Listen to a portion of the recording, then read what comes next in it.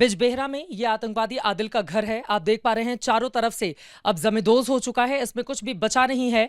और यकीनन जिस तरह की परिस्थिति हिंदुस्तान के भीतर कश्मीर की जमीन पर पैदा हुई, उसके बाद चारों तरफ यही सवाल खड़े हो रहे हैं कि हिंदुओं को चुन चुनकर क्यों मारा गया। आपको बताते चले कि आदिल के पिता, उसके दो सगे भाई और दो उसके चचेरे भाइयों को पहलगाम में जब आतंकवादी हमला हुआ उसके बाद ही उनको हिरासत में लेकर पुलिस प्रशासन जा चुका था। और ये उसका घर है जहां पर बीती रात सुरक्षा बल आए और उसके बाद इसको जमींदोज कर दिया गया। आस पड़ोस के जो घर हैं उनको भी नुकसान यहां पर पहुंचा हुआ है, आप देख पा रहे हैं। लेकिन दूसरी तरफ की तस्वीरें मनोज आपको दिखाएंगे, इधर आइए। चारों तरफ आप यहाँ पर देखेंगे ये जमींदोज पड़ा हुआ है। बड़ा सा मकान था जिसको तोड़ दिया गया है और यकीनन ये उस आदिल को सबक सिखाने की एक कोशिश, हालांकि अभी वो पुलिस की गिरफ्त से बाहर है। खबर ये मिली है कि 2018 में वो श्रीनगर परीक्षा देने गया था और उसके बाद फिर वो लौट कर नहीं आया और फिर वो आतंकवादी गतिविधियों में इन्वॉल्व हो गया। लगातार उसकी धरपकड़ की कोशिशें की जा रही हैं। कुछ स्थानीय लोग हैं, उनसे ज़रा हम बातचीत करेंगे। आप बताएंगे क्या हुआ था? जी, मेरा नाम गाजी मंजूर है, मैं एक सोशल वर्कर भी हूँ और इनका पड़ोसी भी हूँ। तो कल रात को सिक्योरिटी फोर्सेस 8 बजे के करीब आए, हमें बोला कि अपने घर को खाली कर दो और इनको भी बोला। उसके बाद रात 12:30 बजे एक ब्लास्ट हो गया था। सुबह जब हमने देखा तो ये पूरा मकान बिखरा पड़ा था। पूरा मकान यहाँ पर बिखरा पड़ा था। थोड़ा इधर आइए, पीछे की तस्वीरें हमारे दर्शक देखेंगे। मैं आपसे ये जानना चाहती हूँ आदिल के बारे में। वो 2018 में श्रीनगर एग्जाम देने गया था और उसके बाद वो पाकिस्तान चला गया। जी, घर वालों के मुताबिक वो 2018 में वो ये क्या बोलते हैं एग्ज़ाम देने गया था श्रीनगर। उसके बाद वो वापस नहीं आया। किस चीज़ का एग्जाम देने गया था? वो एमए परीक्षा का था। लेकिन उसका ये भी मालूम नहीं है कि वो जिंदा है कि मुर्दा है। इसका कोई अता पता नहीं है। लेकिन अभी सुरक्षा एजेंसियों की जांच में तो यही निकला है ना कि उसका इन्वॉल्वमेंट था पहलगाम में जो हमला। सुरक्षा एजेंसी के ऊपर हमें भरोसा है। वो जो बात कहते हैं वो सबूत के साथ कहते हैं।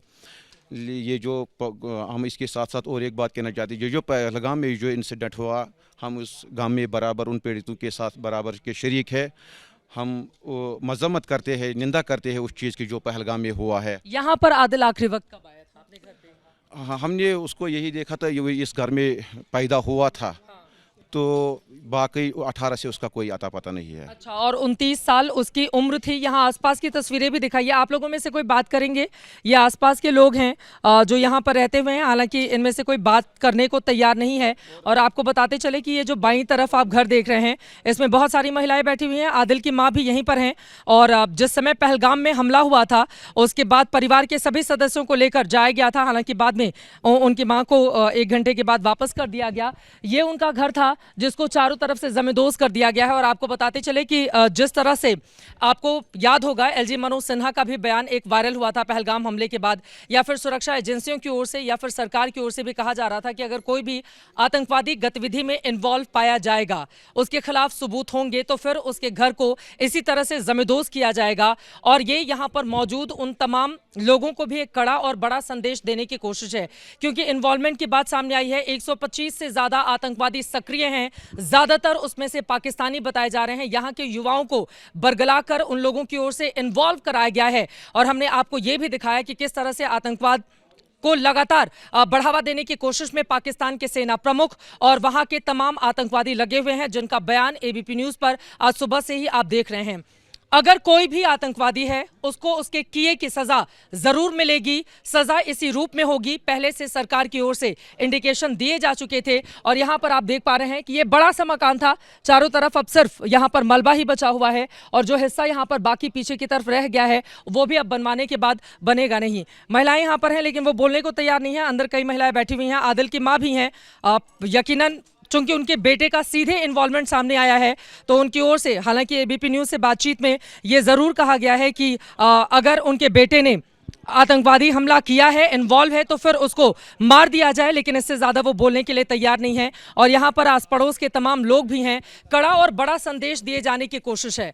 आतंकवाद के खिलाफ जीरो टॉलरेंस की ये नीति भारत सरकार की, लेकिन इसी के साथ ही साथ अगर हम कश्मीर की जमीन की बात करें, श्रीनगर उसके आसपास के हिस्सों की बात करें, यहाँ के युवाओं को रोजगार मिला था, यहाँ की जिंदगी बेहतर हो रही थी। एक वक्त पर जिनके हाथों में पत्थर थे, उनके हाथों में किताब और कलम आ रहे थे। यहाँ पर टूरिज्म को बढ़ावा मिला। 2024 में 2 करोड़ 34 लाख टूरिस्ट यहाँ पर आए, लेकिन अभी फिलहाल वो सब कुछ ठप पड़ा हुआ है क्योंकि 26 मासूमों की जान चली गई है। अब आगे क्या होगा ये देखना महत्वपूर्ण रहेगा, लेकिन अगर आतंकवादी वारदातों को अंजाम दिया जाता है, वो 29 साल का हो, 18 साल का हो, 55 साल का हो, 60 साल का हो, तो उसके घर का अंजाम यही होगा।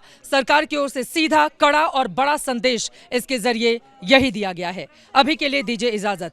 कैमरामैन मनोज अधिकारी के साथ चित्रा त्रिपाठी, एबीपी न्यूज।